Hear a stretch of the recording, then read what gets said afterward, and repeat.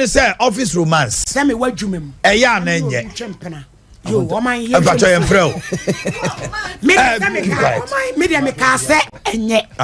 Na nya enye ne say. Adwuma no a ni wura no. Wono na wone me betwempena na na say colleague mienu ya. Aye colleague adwuma mu no colleagues. Ya ye twempena. Enka oman kanya bone. Se bia menam na me ni be ma bi ni abehia wadwuma mu. Na ya do ye ho se bia betu anamon. Na ye hwe adwuma ni production kora no o ma he mo asontia o eti asem na me ka no ase be wi ase no me de no hunte na ya abo amade na wo beto shit bombo no na ho na wo beti enti no adwuma ni production kora be yi ana say ye wo adwuma ba akom na ye twempena bi kora ade bi besi wo fie na bufu aba me ne me mpra no wadwuma me yakon ofie ye de abadwuma adwuma ne ye no kora no enkoye afei ye betimu apokora ne aba be wia adwuma wura no kora ama adwuma ni sikasem so ayeden asai so betima ka bo ma wia no ama adwuma ni sikasem kora so ayeden asai Ghana fo mpena twen wo mo twe ne sawade wo ba odini boko ba kwa be se cross bar so ni na ti ba kwa ne to asese be se cross bar so ti akwa sawade wono wo twempena enso wo hu ana afi wo te dem ho ti se mum yenu nyina bibi se na adwuma ni guni e pamo a ehe na mbedidi eno so ba dwene ho obi wo kro na obi atwempena na e ba bam enti responsibility ankasa wo mpratwen ti se mum nyina mo twempena e wa adwuma ba akomu amo ya mo twum mpena no se adwuma no gu a mu be de adidi enti medie eye no enye se e wa adwuma ba akom ne e be twempena na de ehu pa ne se na wo se enkompo se adwuma wura no abiri bi e na be hia no na obi oni ho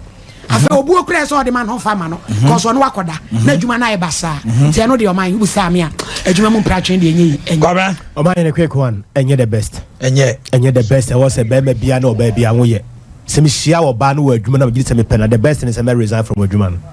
yes I open out me pen ko me gidi se me pes of maame na ma hu se of maame be boa me adwuma no mu a the best na me ya ne se me resign some minutes of maame be twem pena with the same umbrella emwa me kra ma de mpesa me ye mentimi nye me delivery kra be ye po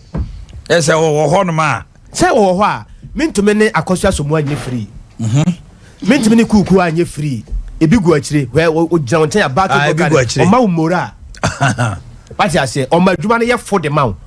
enti minister of my twempra no sa opportunities nyina no so mentumi nya biem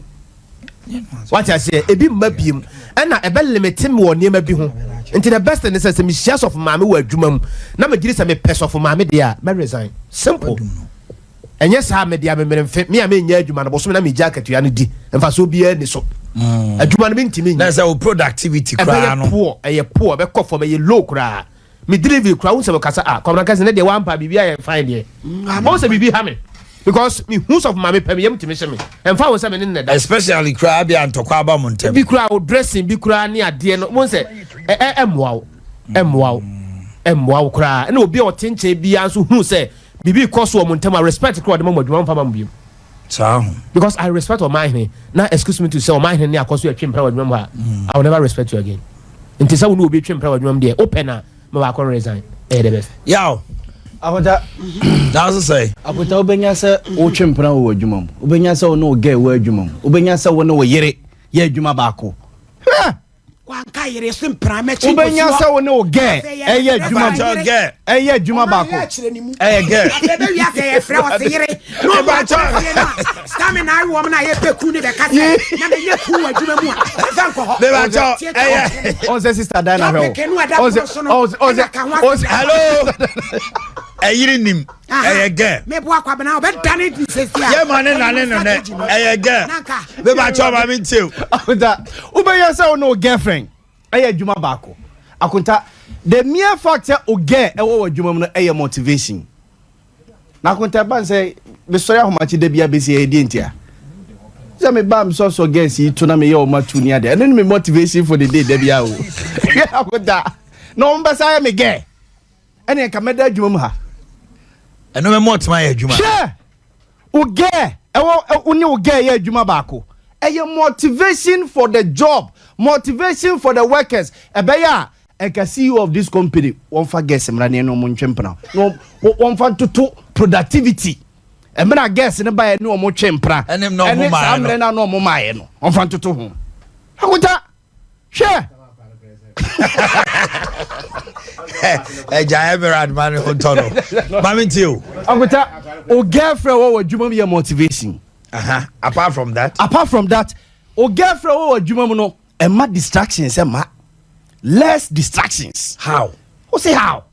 o girl wo adwuma mu a one o ye adwuma no a esan say ye twi wani mu a e be affecting nti no o make sure so be wo adwuma ye we are discipline and akunta eboa ma productivity kosoro o girl wo we must productivity kosoro e dey na kosoro me girl wo adwuma mu nti me pon kra me overtime to ono no nyam point me da so tim na atwen na me twen se ye be kofi o dey asem na aka no productivity kosoro se me girl wo adwuma ma se ya me pon kra me da so sia me twen se ono so be pon me ya kofi ana so ono so pon ya na me nyam pon ya o da so tim you overtime the asem na aka restaurant o ha say you ko kan kwa she I don't dey no less distractions every and a mutual understanding ba akonta say me get ni wa ana dey be on beka say gay me get ni of mamia so mutual understanding no ho say bia production ye kosui e bia ubo wani a minim ye wo pa kire upegya won sa brutal bright enim call a opese wo ye ma wo da no hu say a Rocky DJ enim nyum kra opese opia de tu ma wo enti the understanding eba boma mutual understanding kosoro pa e boma productivity kosoro and akonta un se wo adwumam now you so much in love I say uno obi twempra na mpra ni ko yesu so a e ma wo ye good worker pa sir na kwenta wo hwe unso wo ye good worker na hwana me ne twempra oh da bi se wo aware ye koyi eti be se ye ka aware eti akwenta se mpra twa ni list to aware bo ma be start ya se kama no asel bipolar wa ba won fanadro ba betina na he ku amu fensio mra amwadro na aba na me no me die ensu medura kamienu me ma ba me die ina ya le ba all right we ba we chop one no see na me activate lights yeah sister dan we are about to conclude o tie ntino I say me ka no all right